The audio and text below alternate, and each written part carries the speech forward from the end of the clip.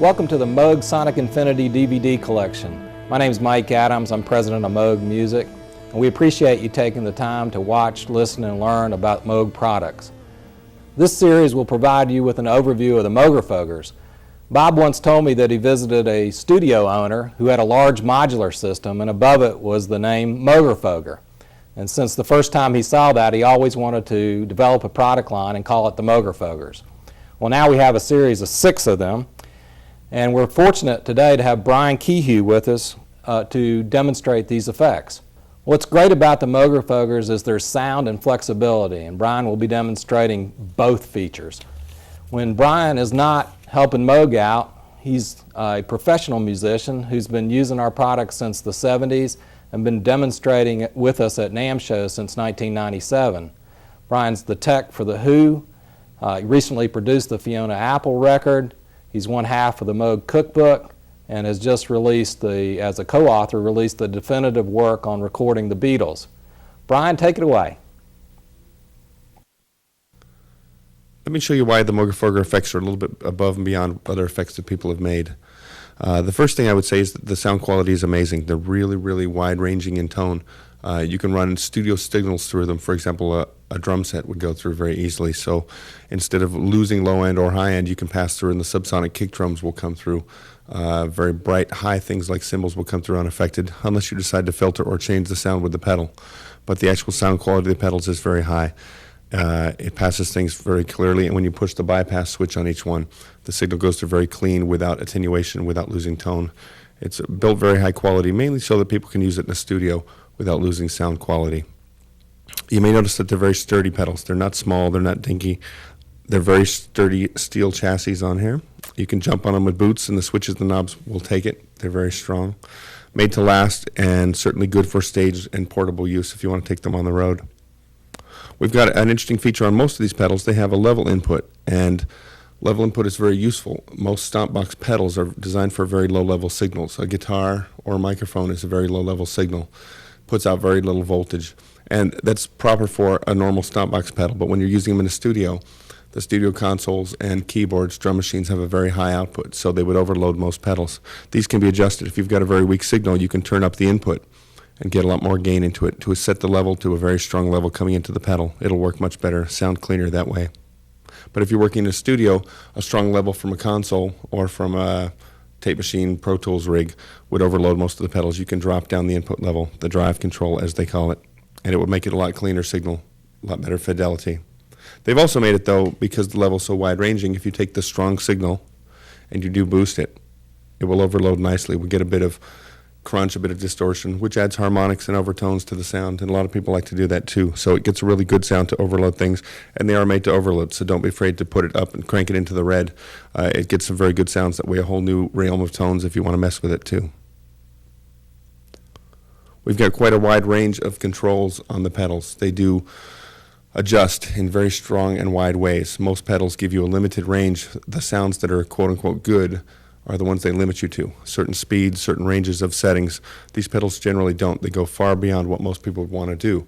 Therefore, you can choose the ranges you want to do. From this range to that range is what sounds good to you. Someone else might want something completely different, so they don't limit you as far as the knob settings. They go quite a bit wider than most controls would. On a phaser, for example, or a delay, you can get quite a few more settings. So it's quite nice to have ranges like that where we can adjust far beyond what most people would normally use in music and create very extreme and very interesting sounds. We've also got what I think is probably the best feature of the pedals is the voltage control. One of the key designs of this relates directly back to the synthesizers of the 1960s, the modular synths that Moog made in the 1960s. On the back of every pedal is a jack input. The jack inputs generally control the large knobs on the front of the pedal. This gives you another way to adjust the pedal. Normally, of course, we can set the knobs and adjust them. You could certainly turn them by hand, which is fine if you're available to adjust them, but most people just set them and leave them as you would on a stomp box. And then you can switch it on and off, creating just one sound. However, with the jacks on the back, we can interface any kind of voltage into it, usually something like a voltage pedal, an expression pedal, and that will adjust the knobs up and down for you internally with a voltage. You'll get a movement of the knob, and it creates wonderful dynamic sounds, very changing sounds, very wide-ranging sounds that you can control with your feet or some kind of external voltage device like a sequencer or a ribbon controller or an old synthesizer that puts out voltage. So you can control the settings of each pedal with something external. Makes them a lot more fun to work with because you're not fixed with one static sound that's on and off. You get a wide-ranging set of tones as you play. The fidelity of the pedals is really good. They design them to be much beyond the realm of normal stomp box effects, even better than some rack mount effects. They have very low noise. They can handle high levels without distortion. They can also be pushed into distortion if you like as well too, and they can certainly handle that. They have a wide frequency range on all the pedals, studio quality, so you can put a track into it, such as a drum track, and it won't lose the subsonic kick drum. It won't lose the super high frequencies of the cymbals, unless you decide to filter it or treat it with the pedal itself. But it can pass a very clean signal without losing fidelity, no matter what you're working on. So one of the things we want to do today is to demonstrate how the Moogerfooger line of effects is better in quality and power, the range of flexibility over other effects you might run into. One of the major features is that they have a wide range of input levels that they can handle. Most instruments like guitar and microphone have a very low signal, and so therefore you need to boost them to drive the pedal properly. All of our pedals have some kind of drive input control, so you can control the level coming in. If it's a weak signal, you can turn it up and boost it quite a bit. If it's a strong signal, like something coming out of a mixer or a drum machine or a keyboard, you won't need much boost at all, and you can drop the level back. Now conversely, if you've got a strong signal and you boost it, it will overload the pedal. You'll get a red light on the level input. And that's not a bad thing, actually. It gives you a bit of distortion, gives you a bit of clipping and some harmonic sound that you didn't have before. So these pedals don't mind it. They actually like being overdriven, and they can give you some nice sounds. We do know that people like to go into distortion now and then, and it does add a lot of character to the pedal. The pedals are designed with a very high sound quality in mind. They're designed for studio use as much as use on stage.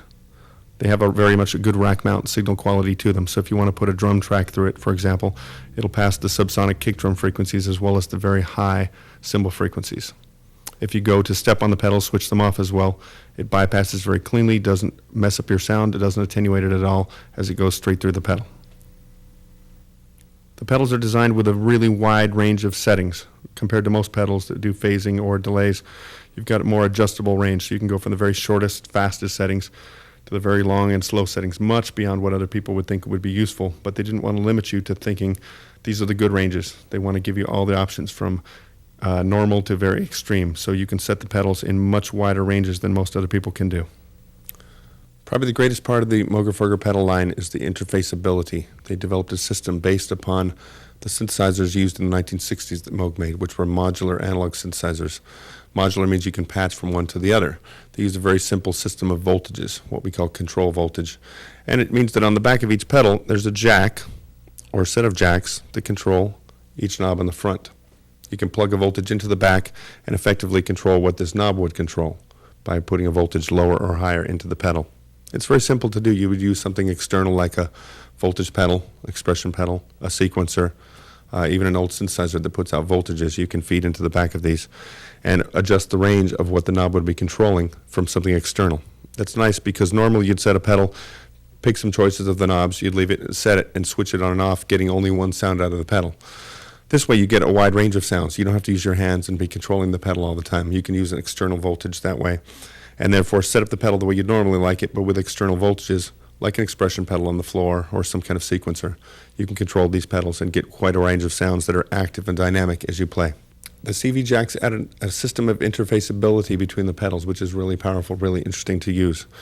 Each one has the jacks on the back. Some of them are inputs, some of them might be outputs, and they allow you to interconnect the pedals to create a larger system. That's what's really fun and very powerful about these, is that each pedal does its own feature set. It does something specific, and I can buy this phaser, for example, and have it do what it does.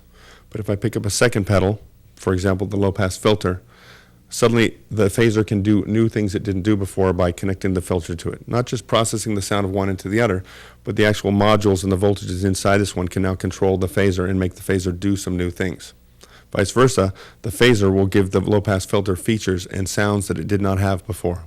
So I can plug the voltages from the phaser to control the low-pass filter, and I get a new set of sounds out of the pedals I've already owned.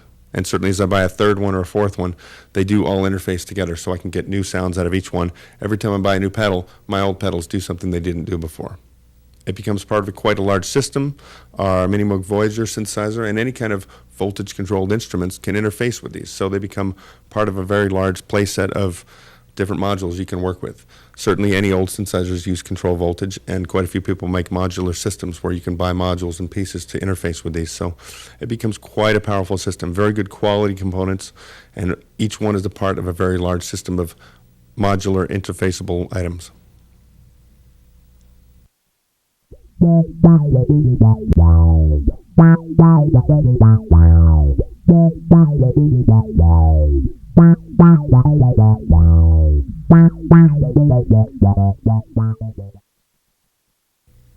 The first Moogerfooger pedal made was the low-pass filter. This is a pedal that relates directly to the history of the company. It's essentially the Mini Moog filter from the famous Mini Moog synthesizer of the 1970s put into a pedal. It's useful because it can not only control a synthesizer, but can control any sound you want to put through it, from vocals to drums, entire music tracks, bass, guitar, anything like that. And it can be a very powerful sound. It's a very thick, rich filter. It was a very famous filter invented in the 1960s that people have emulated ever since. Lots of people make plugins copying this type of filter. A lot of virtual synths have copies, but this is the actual analog filter used in those synths put into a small box you can use. I've got a piano running into it right now. You'll hear the normal piano sound. I'm not filtering at all at this point. And as I bring the filter down, it attenuates, reduces the high frequencies. Gives us a warmer, darker tone. More mellow. Now again, the range of control is quite wide. I can go down so low that it attenuates all frequencies. It goes above the high ranges, to the middle ranges, to the low ranges, and even below to subsonic frequencies, where it attenuates all the sound of the piano. Bring it back up again. The reason this goes so far is they don't know how low you'd want to go with it, so it goes all the way down to the bottom to subsonic frequencies, in case those are the only frequencies you want to allow through. And going up again, it allows the highs all the way through, so you get a normal, clear signal. It goes up to the highest frequencies. The filter's sweepable by hand here. I can turn the knob up and down, but of course that's hard to do when it's set or on stage. So they do give you the input on the back for the cutoff frequency, and you can control it with a foot pedal or some kind of other voltage controller and make this knob sweep up and down. So you don't have to do it just by hand. Down below is the resonance control. Resonance adds a bit of emphasis. You'll hear it as a bit more of a wow-wow type effect or a vocal type sound to it. I'll sweep the filter without it first. You'll hear this. Just brighter and darker. And if I add resonance, it brings in this effect. Sounds more synthesizery. It adds an emphasis to certain frequencies, a bit more of a wet sound.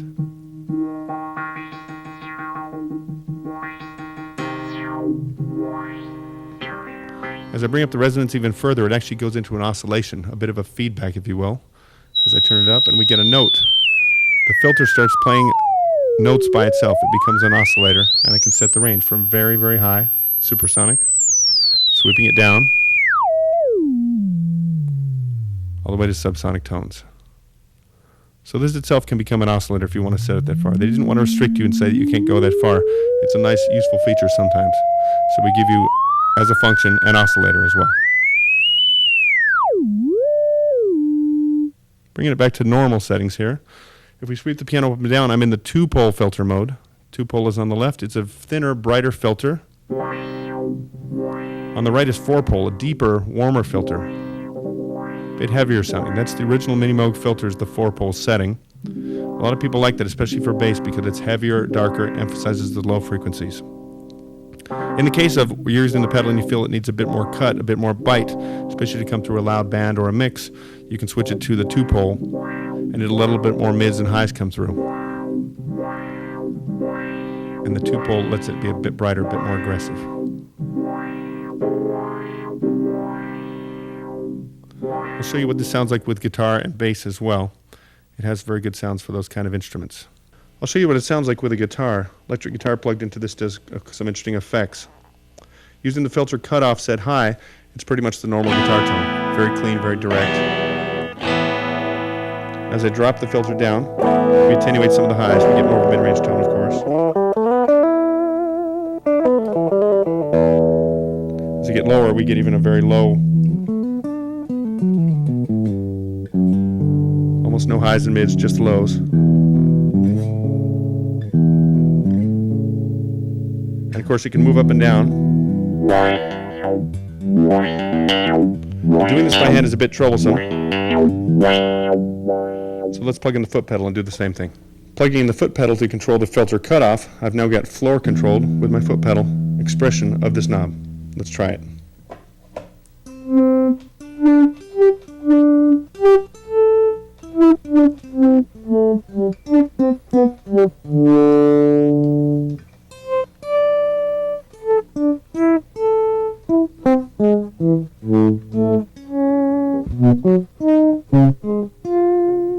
So far we've only used the right-hand side of the module.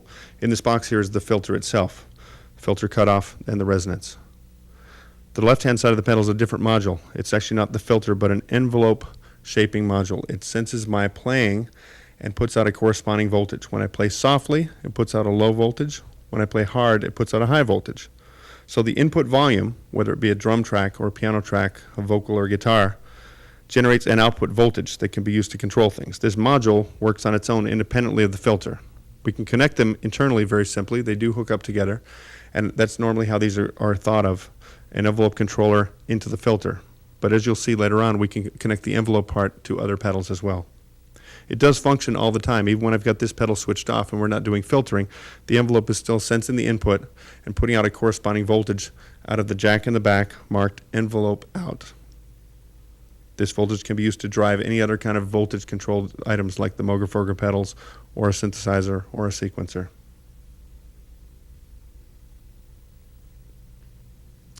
The envelope amount control adjusts how much range I get from my soft playing to my loud playing. It senses what I've got coming into it and puts out a corresponding voltage. So if I put a low signal into it, low level, low volume, it will keep the filter low in this case. If I play hard and play loud, it will automatically raise the filter setting very high. It puts a higher voltage into this setting. Just below you'll see two settings. I have smooth and fast. The smooth control is used when you want a very gradual change, not slow but very smooth and very gentle from this range to the other. For some sounds that's not quick enough, and so therefore you switch to the fast mode. The only reason we don't keep it on fast all the time is that certain notes like decaying bass notes or very long tails of notes sometimes flutter a bit, and you don't want the filter to flutter. So we might want to set it to the smooth setting for things like that. Down at the bottom is the mix control.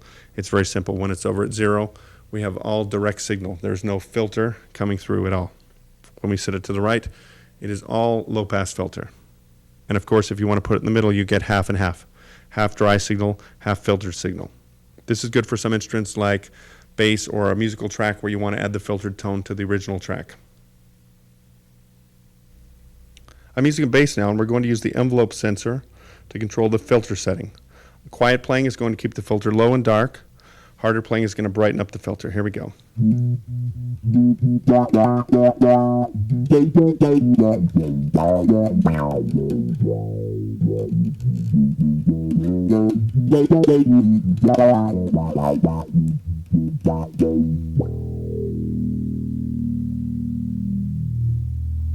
Now I'll turn off the envelope control, and I've plugged in my expression pedal to control the filter cutoff frequency.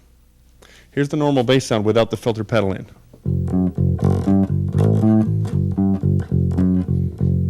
It's a nice plain bass tone, but if we put it on and we use the pedal to control the filter,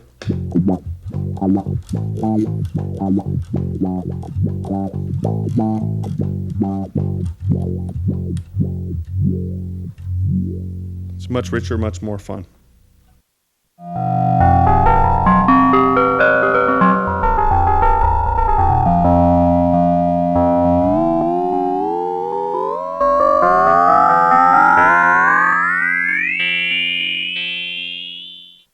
This is the ring modulator pedal. It's a bit unusual. It's a bit different pedal, so it'll take a bit of time to explain it so you can understand what it does. The ring modulator is a volume-controlled amplifier. It turns up and down your sound, either at a very slow rate, like this. Listen to what it sounds like very slow. You can hear the amplifier turning up and down. It's controlled by a sine wave inside called the carrier. And the speed of that is controlled here. At the slower speeds like this, it does sound like a tremolo. It's volume going up and down. I can go quicker or much slower. And at the slow speeds, it goes far slower than anybody's guitar amp goes. It's nice for a very gradual tremolo type setting. As I go faster, the amplifier turning up and down increases in speed when it flips up and down, and you'll hear it chop up the waveform. We're going much quicker than an amp tremolo could go. And we've taken the waveform and modified it so much it doesn't sound like a guitar anymore.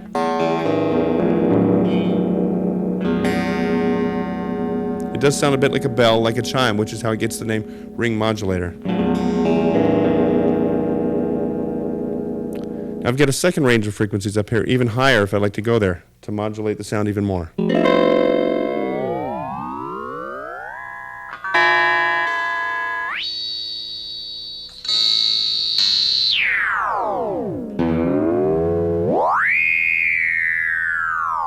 On the low range, you can actually hear when I'm playing low notes versus high notes. But on the high range, the waveform is so changed that you no longer hear the notes. You can't pick out the frequencies of each note. Therefore, the highs and the lows somewhat become interchangeable.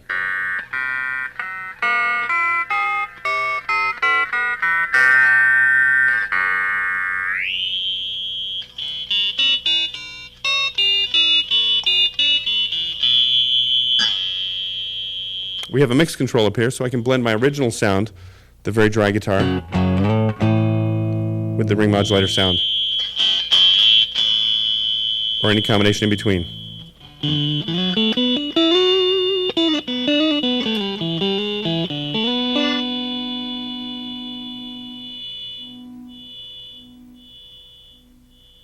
We've talked about the right-hand module, which is just the ring modulator itself.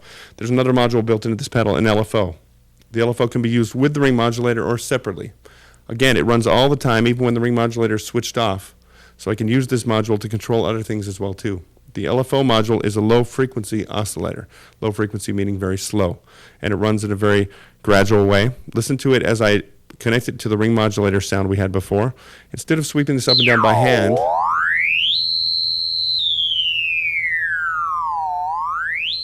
I can use the LFO to sweep it up and down very gradually. It'll do that automatically. I've got an amount control, how wide I want to adjust it, high to low, and I've got a rate control, faster and slower.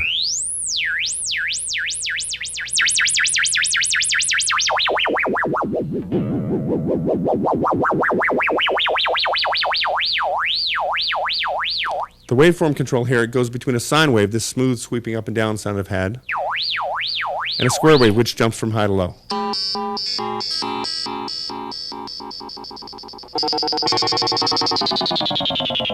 It certainly doesn't sound like a guitar anymore. This is a great pedal for taking a sound from its most basic tone and modulating it, changing it so that it sounds very unrecognizable. You can take a voice, you can take a drum set, and take it from its normal sound to something that people don't even recognize anymore. They won't recognize what the source is. This certainly doesn't sound like a guitar track at all.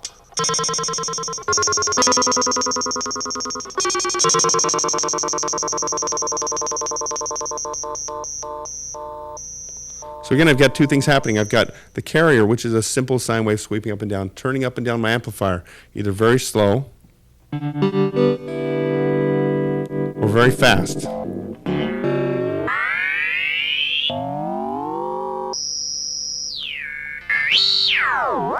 And then on the other side of the pedal, I've got the LFO, which can also feed this and shift the carrier frequency up and down. On the back of the pedal, we have some jacks to control the outputs. There's the LFO out, which is this module, can be fed out into controlling something else.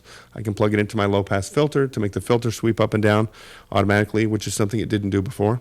I can plug it into a sequencer to make a sequencer go faster and slower, things like that. We have a carrier output so that the frequency of this side can be output. It's also a voltage, a sine wave going up and down that can be fed into another pedal to control it as well too. Plugging it into the time delay or the ring modulator and adjusting those pedals with the frequency here. They will actually synchronize together with what the ring modulator is doing. We've also got a carrier input, which means I can control the amplifier with an external signal. I could have my bass guitar controlling the amplifier, making it go up and down as I'm processing my guitar.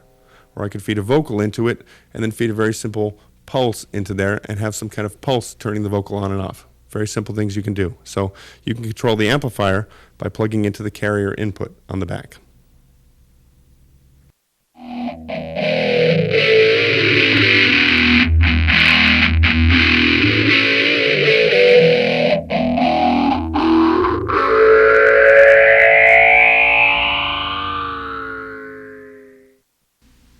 This is the Moogerfooger 12-stage phaser. It's a phase shifter pedal. What a phase shifter does is it takes the original signal coming in, splits it, and then recombines them a little bit out of sync with each other so that they add and cancel certain frequencies. Rather than a filter that just lops off one end or the other, it actually shifts and combines all the frequencies. So sometimes you'll have a bit more boost in the lows or a bit certain frequencies in the mids will come out. It's an interesting sound. You've probably heard it before. Let's compare it. I've got a very simple sound, which is the noise coming into it. As I shift the sweep, which is the spacing of the two images coming together, you can hear what it does. I'm not losing lows or highs or mids, they're just combining in different ranges. We get different emphasis, different places. There's always lows, always mids, and always highs coming through.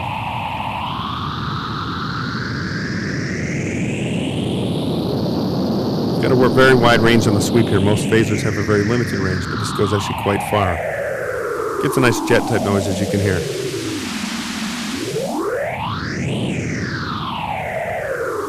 Now I'm moving it by hand, of course, but all the knobs are voltage controlled, so I can plug into the back with an expression pedal or some kind of ribbon controller or something and sweep this knob from an external source. So I can get that nice phasing kind of sound from a theremin with voltage control or a synthesizer keyboard, things like that. At the bottom of this module is the resonance control. I have it turned up now. It adds emphasis and thickness to the sound. Here's the emphasis up as I sweep around. And here's the emphasis, the resonance turned down.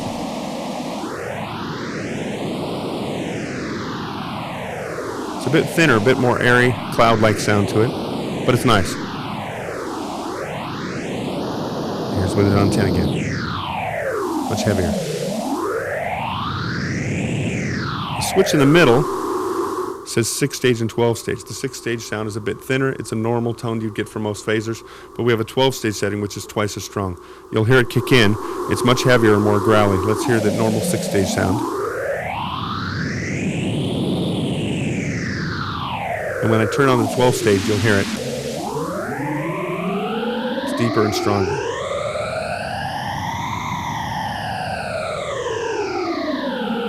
A very strong effect is unusual on phasers. That's why we named this one the 12-stage phaser. It's definitely strong and heavy. Once again, I'm controlling the sweep with my hand. It's unusual to do that for most people. They usually leave it set or control it with something external. We've also got a module on this side, which is the LFO. Again, a low-frequency oscillator that can be connected to this knob, and it will sweep it up and down with a sine wave moving slowly or quickly. Let's try it. As I turn up the amount, this LFO will begin to control the setting of the sweep knob. It sweeps it up and down very slowly. On the slowest setting, which is down here, it barely moves at all. It does cycle, but it goes only one time every minute and a half, which is a very long, slow cycle. That's too slow for most people, but they didn't want to limit you. They wanted to go as far as it could so you could bring it back to whatever ranges you want to use it at. As we move quicker, we'll speed up the rate.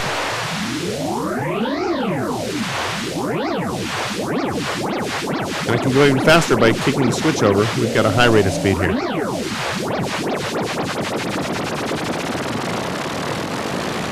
And you can hear it gets very, very fast. It gets up into an audio range where it's no longer slowly going up and down. It goes so quickly, it's vibrating very quickly like a note.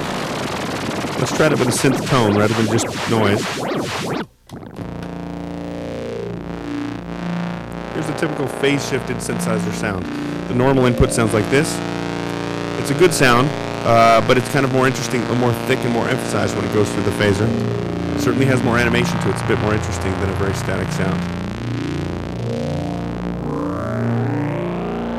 As I go faster with the switch here, let's take it up into that audio rate once again.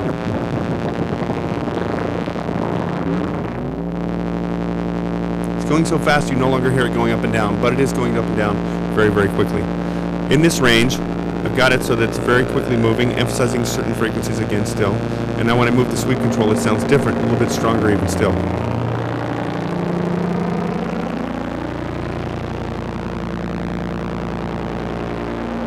This is a sound that's really good on vocals and things like strings with a lot of frequencies to mess with.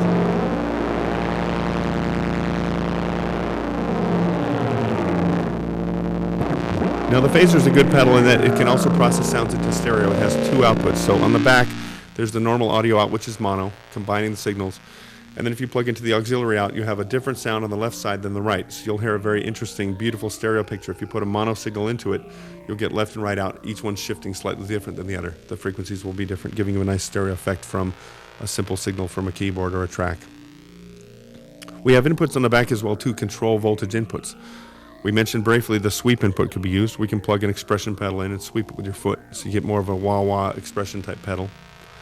We could put some random voltages into it to create some random phasing, things like that. And then on the back, we've also got an LFO output. This module, the LFO, like some of the other pedals, operates all the time. Even when the phaser's turned off, the LFO is still sweeping up and down a voltage. So we can use that LFO out and drive another pedal with it. I could change the length of a delay. I could change the setting on a filter. So I can use this LFO for other things when I'm not using the phaser. That's very easy to do.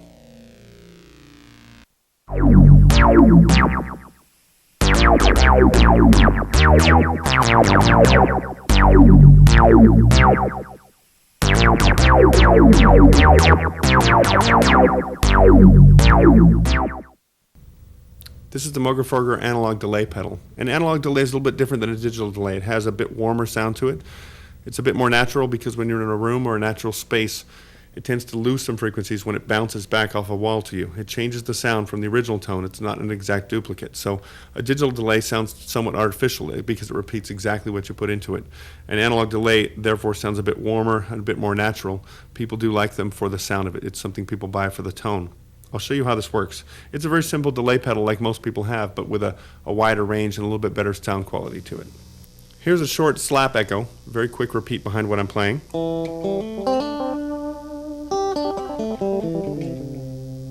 It adds a bit of warmth to what I'm playing. Doesn't really sound too much like an effect, but there is something going on behind the guitar sound. Again, the analog delay adds this warmth to it without having too much going on. I can shorten the time for a very quick slap echo. Good rockabilly type sound.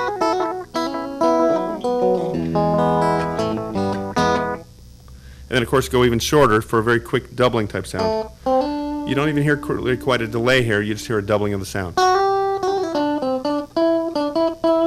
Somewhat like being in a small room. As I lengthen the delay time, I can get quite a bit longer. A distinct repeat here.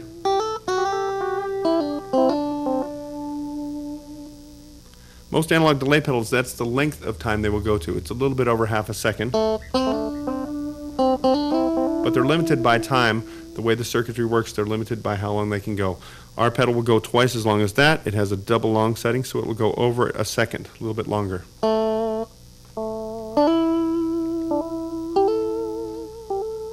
This is a very useful feature. A lot of people like it a lot. They love the sound of analog delay, but they're also limited by the length of it. This one actually goes twice as long, so it can be much more useful for people. Very interesting to create long loops and things too. And again, it has a beautiful sound. The echo itself is very interesting sounding. I can mix between my dry signal with the mix control and have only dry signal. And I can mix all the way over to echo only. You'll hear no direct guitar, but just the delay itself.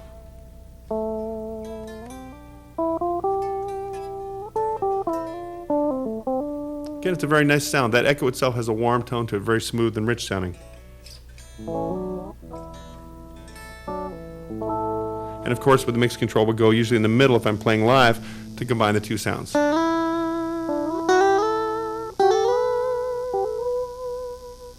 If I'm using this as an effect return on the console, doing a mix, I can feed sounds into it, but I don't want the original sound coming back. I'll simply use it as an effect return, and I'll set the control all the way to wet, all the way to echo, so I don't have an original signal, and you can treat it on the channels as just one return channel of echo. The top knob over here is feedback. Feedback simply takes the echo that the pedal generated and returns it back into the front of the pedal again for another repeat. You can turn up the feedback and get more than one, more than two, more than three repeats as you increase the setting of feedback. So the echo will be repeated once again.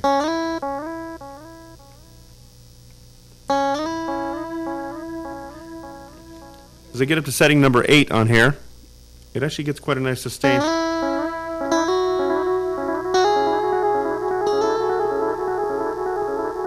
It's not dying out too much, nor is it gaining too much in volume. It's a nice sustained type tone you can play on top of.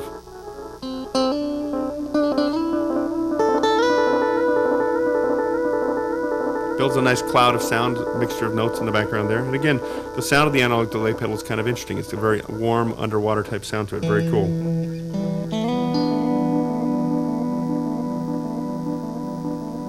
As I increase the feedback beyond that, it can actually grow larger and larger until it starts doing a runaway type of feedback.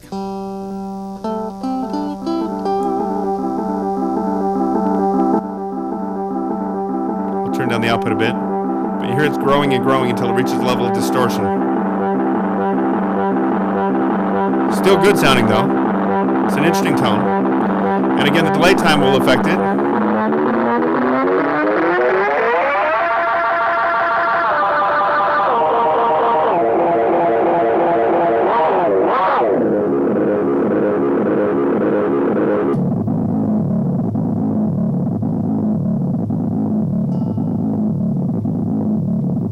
It's very interesting to play with those things.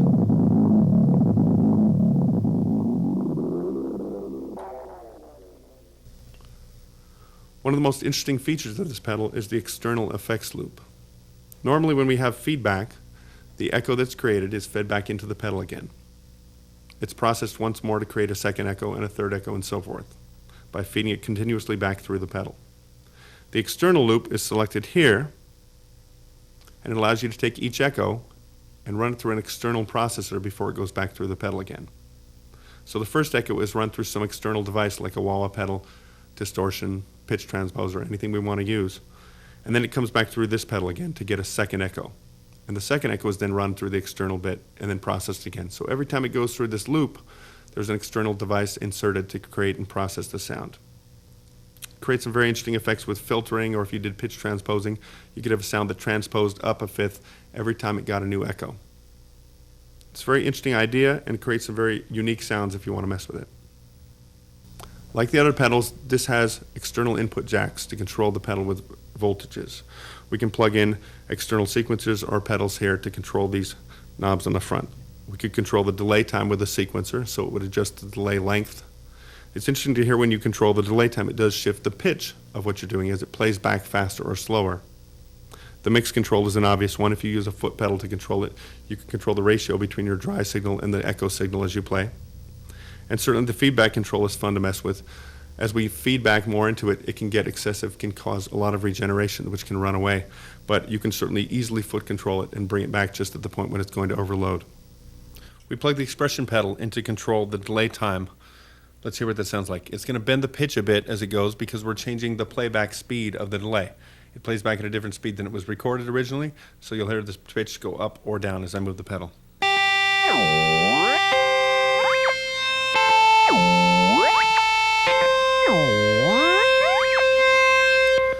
You'll hear it bends the pitch originally, drops or rises to another pitch, and then comes back to the original pitch as it restores itself to normal operating. So listen to it as it changes the pitch. It'll drop first and then come back to the right note. And same when it rises, it comes back to the right note. But in the meanwhile, you can create interesting effects as it creates harmonies playing along with what you do.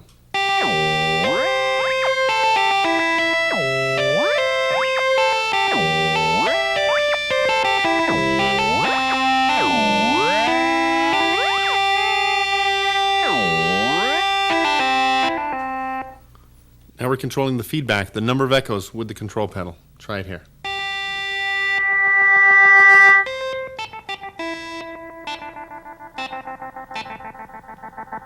We're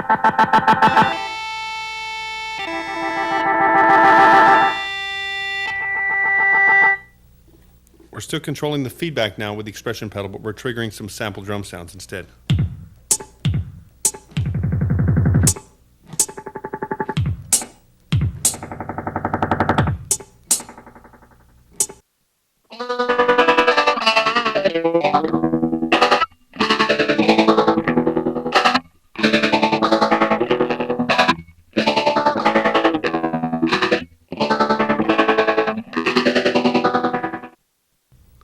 This is the Murf pedal, a very interesting pedal and very unique. Murf stands for multiple resonant filters.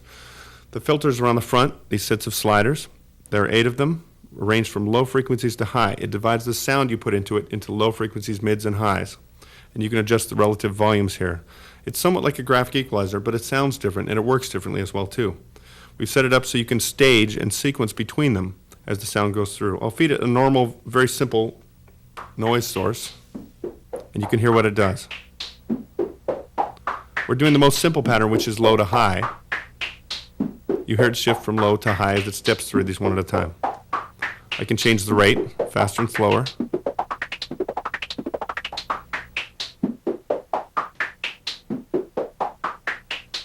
We use the envelope control to change the shape of each stage. As each one goes by, it'll have an attack and a release time. At the very short settings, it's very choppy and very quick. A short blip for each stage as it goes by. As I lengthen it, the release time will increase, giving us a bit of an overlap on each stage. They fade out across each other. As I get about halfway up, I get a very slow attack time. The sound will actually fade in as well as fade out. Very interesting and beautiful sound to it. As I go past the middle section, the attack time is slow, the release time is short. We get more of a backward type sound to it.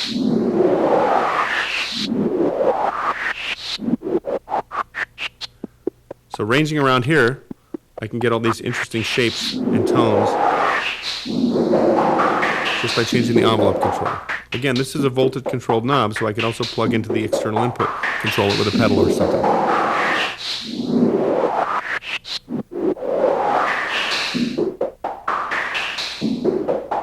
I have a mix control, and I can mix between the direct signal, which is a very plain noise source, and the external signal. And I've only used so far the most basic pattern, which is low to high. Let's switch to some other patterns. We have different sequences available here. And it jumps in different stages, not in sequence or downward, things like that. Odd numbers, then even numbers.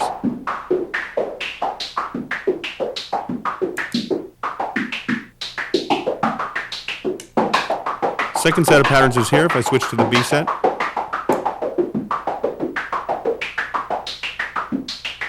And to further generate more options, I can actually change the levels of certain filters, and it generates new patterns.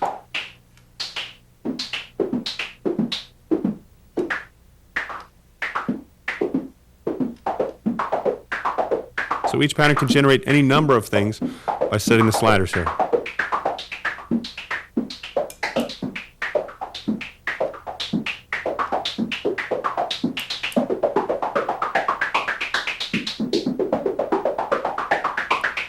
Now, because this is a rhythmic device, we can actually control it from external timings. There are 2 ways to do that. On the back, there's a jack marked tap step.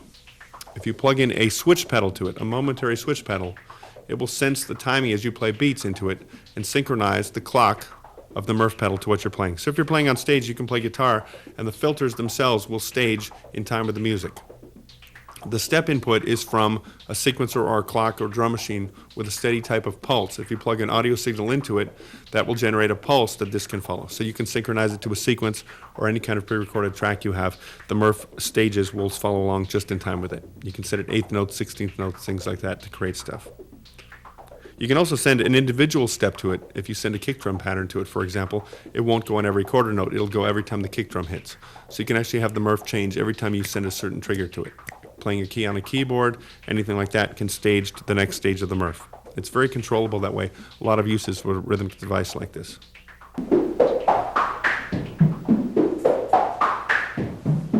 This is the bass Murf. As you can hear, the sound is a bit lower. We've shifted all the frequencies of these sliders down a bit lower for people that want to play with low frequencies. Not just for bass players, although it's very good for that. It can work for people processing tracks with a lot of low frequency things like drums and so forth. So bass Murf is an option. It's the same feature set as the original Murf with simply a transposition of the fader frequencies. They're all down one octave. The lowest one is a shelving filter, so it's not quite as attenuating on the low frequencies. It lets a bit more of the subsonic through on the very lowest notes. You'll hear it's just a bit deeper. It has a little bit less sparkle than the regular Murf, so people won't use instruments with a lot of high-end, like cymbals and drums with a sizzle to it, might want the normal Murf. The bass Murf is great for things with a lower register. If you want to play with things with a lower emphasis, it's good for that. There are two interesting features on the pattern section. Pattern A1 is not sequenced. The stages are on all the time. They don't go from one to the other. They're all on very much like a graphic EQ. So you can adjust them up and down, bring in and out certain frequencies, and use it as a very interesting tonal shaping device. You can use just one fader up or all faders up and adjust them live as you play. It's very good sounding and interesting. The B section of patterns, all of those 12 stages of the sequences have an LFO built in. The LFO sweeps the center frequency of each stage. There's a middle range, a low range, high ranges of each one, and it will shift the frequencies up and down. It gives a bit of a wobble to it, a beautiful shimmering effect as it does it. There's also a control voltage input to adjust that sweep as well too. So on the back there's an LFO/sweep input, and on the B settings it will sweep the LFO movement up and down for you. The Murf pedal has stereo outputs if you want to use it. Every alternate stage is panned hard left and hard right. First one to the left, second one to the right, third to the left, fourth to the right, and so on. So when you feed a mono signal into it, it actually comes out in stereo if you're using both outputs. This is also nice because we can use it for any kind of mono signal to generate some kind of stereo activity. If we take a vocal that's dry, you can take the slap echo from the vocal and put the echo itself through the Murf pedal, and the echo will filter and shift left and right as it goes through the song. You can have a drum pattern going through it, synchronizing to itself. You can have the kick drum, for example, triggering the Murf, or a click track triggering the Murf, and then on every beat it would change to a new stage, jumping left and right, as well as changing to the new filter setting for the Murf.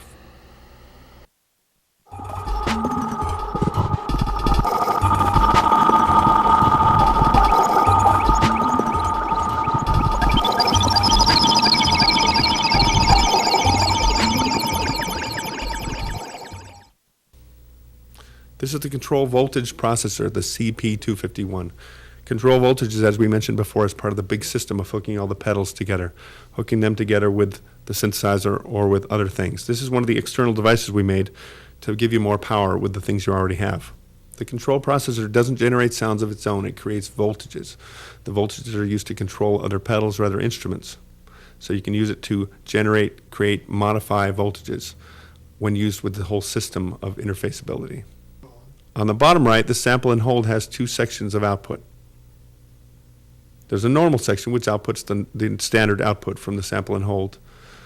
The other side is a slow random output. When we take the noise and we sample it randomly, this will glide from one to the next.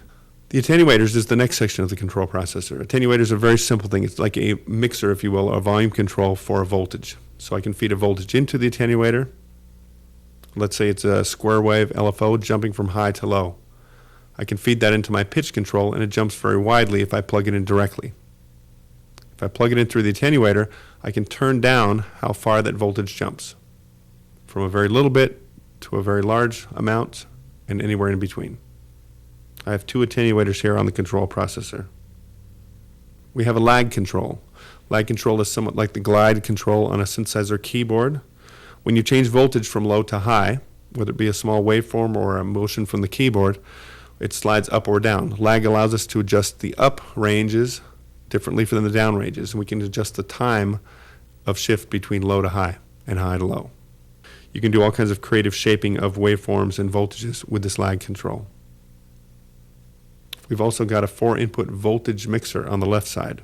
This mixes voltages together, so when you want to combine things into one input, for example, a control processor pedal and an LFO can be used to feed pitch. We can then combine these two voltages through the mixer in certain proportions and take the output. We've got a plus output where the positive voltages go up. We've got a minus output where it inverts everything and sends things downward from the same source. On the very bottom we have mult. Mult is short for multiple, and it's a connector that combines several signals together. It's a very simple connection inside. So I can take one source, for example my random sample and hold. If I want to feed that to different destinations, I can do them all simultaneously. We can do this for a single input. We can have up to 3 outputs from the same single source. As part of our sample and hold circuit, we have a noise system. This jack right here at the very bottom is the noise output, and it can also be used for any kind of noise source you want. If you want to feed it into a filter or a phaser, we can feed the noise output from the control processor as a sound generator of its own. Now we're going to use the randomness from the sample and hold on the control processor module. We're going to use it to control the pitch of the Mini Moog. This is random pitch. The voltage is coming out of there random, controlling the pitch on here. Different speeds of the sample.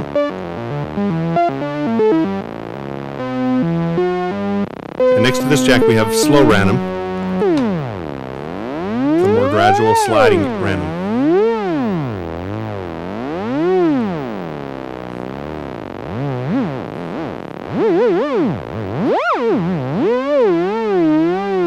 Now we can sample something besides randomness. We have noise coming in and we sample it so it comes out random.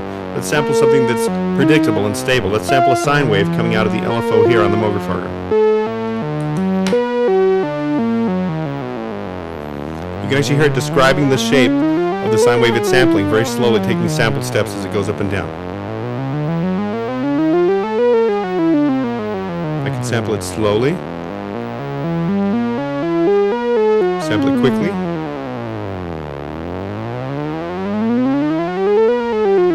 And as I speed up the oscillator here, you'll get interesting patterns because it's sampling it very quickly.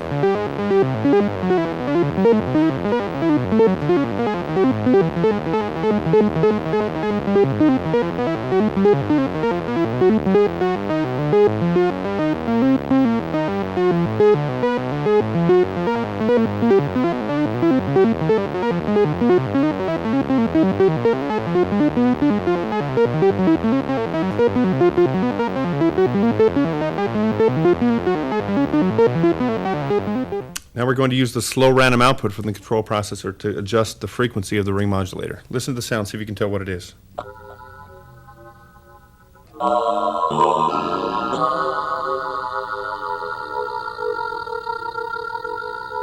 There it comes. It's shifting in a little bit randomly. You can hear it now.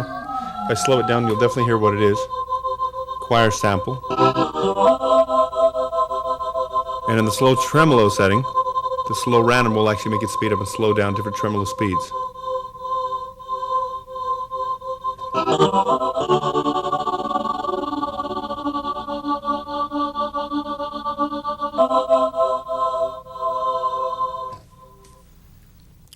You can trigger the sample and hold module with anything. It has its own clock built in, the LFO that's on board, but you can also insert something on the jack here. Plug in anything and trigger it. You can trigger it with a kick drum, something from tape, a metronome, anything you'd like. So it doesn't have to be steady beats. It can be also triggered whenever you want it to be triggered. Today I've got the bass plugged in. We're not listening to the bass, we're just using the output from this to trigger the sample and hold module.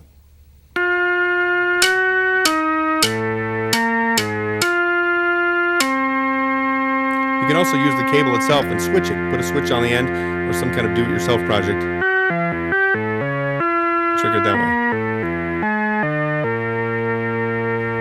Now we're going to use the sample and hold module into the lag processor. The sample and hold module generates random high and low voltages, and we know the lag processor can sweep up or sweep down independently, so let's adjust for that.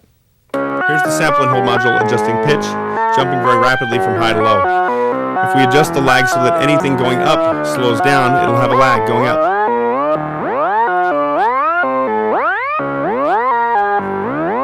Conversely, I can turn it back into normal and then add a lag to only things coming down. Only voltages dropping get a lag.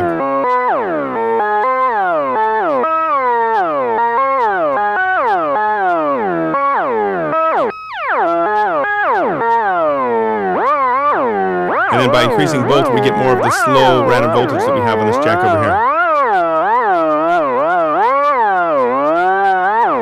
Now we're using the control processor, the random out from the sample and hold, to control the filter cutoff frequency on the low-pass filter. It's giving us random filter settings jumping from high to low voltages.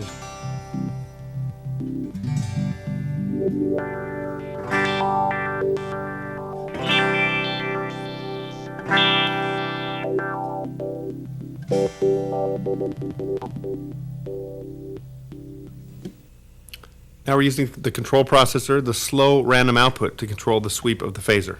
So it will randomly jump from setting to setting, but it will smoothly go from one to the next.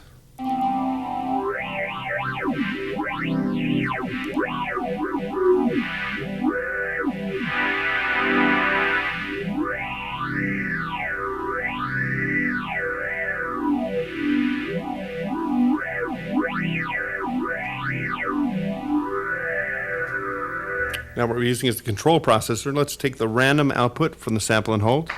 I'm going to put it through the attenuator so I can turn it up and down. And we're plugging that into control the delay time on the delay. Here's the normal sound without control processor affecting it. I've got nothing through the attenuator.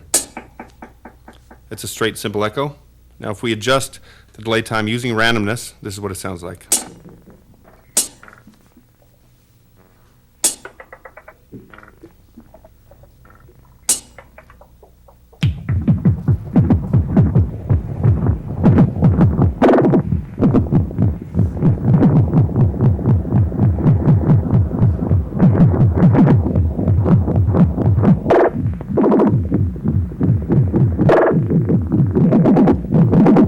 The attenuators are very easy to use. Just plug a signal into it. In this case, I'm plugging in the LFO sine wave sweeping up and down.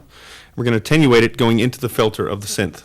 So you can hear it as we put in more and more of the LFO. You'll hear the filter sweep up and down further.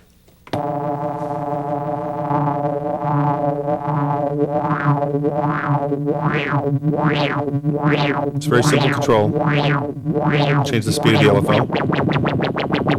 You can attenuate a little bit more and turn it down.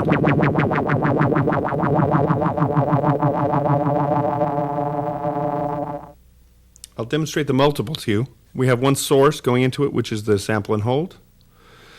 We go into the input and we have two outputs. The first output is going to feed the pitch, random pitch. And the second output, carrying the same signal now from the multiple, is going to filter. So whenever the note goes high, the filter will go bright. Whenever the note goes low, the filter will also go down to a dark sound.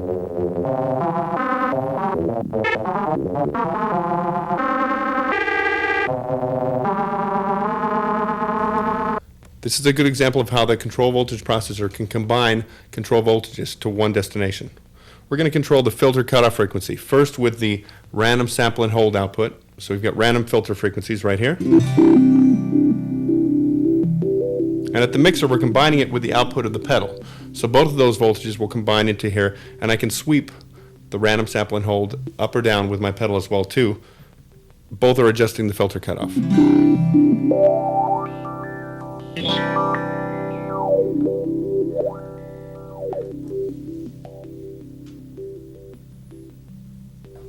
Now we're going to use the sine wave LFO from the control processor to control the amount of LFO into the phaser here.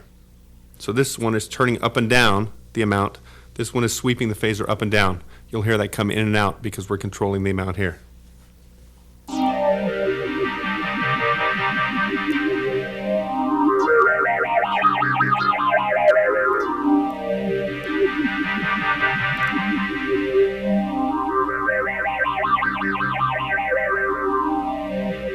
We're mated up to a basic polyphonic synth sound. We're going to run it through the ring modulator. We're going to use the square wave LFO built into the ring modulator to move it up and down from high to low. We're also going to adjust the speed of this square wave with a square wave coming out of here. So we're going to make this one run fast, slow, as it puts out a high and low voltage. You'll hear the original sound here, very normal. And here's the ring modulated version.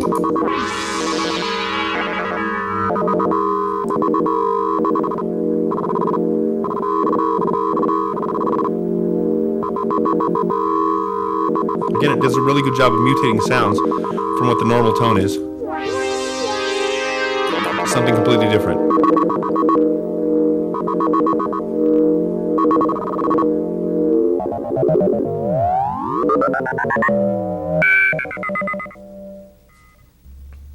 Now what we're using is the control processor. Let's take the random output from the sample and hold. I'm going to put it through the attenuator so I can turn it up and down. And we're plugging that into control the delay time on the delay. Here's the normal sound without control processor affecting it. I've got nothing through the attenuator. It's a straight, simple echo. Now if we adjust the delay time using randomness, this is what it sounds like.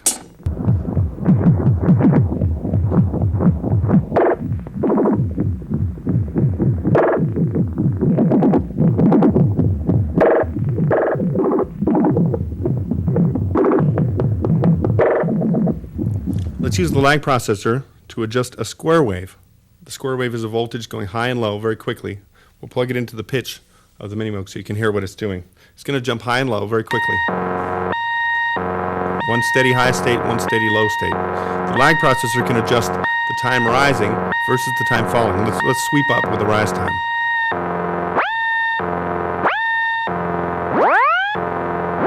So the climb is always slowed down by the lag. The fall is left very quickly at this point. Let's do the opposite. We'll sweep down at the end.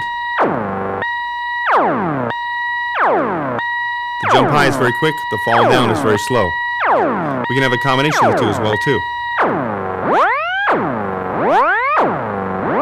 You can generate some interesting and strange modulation shapes with this too. We'll speed up the LFO.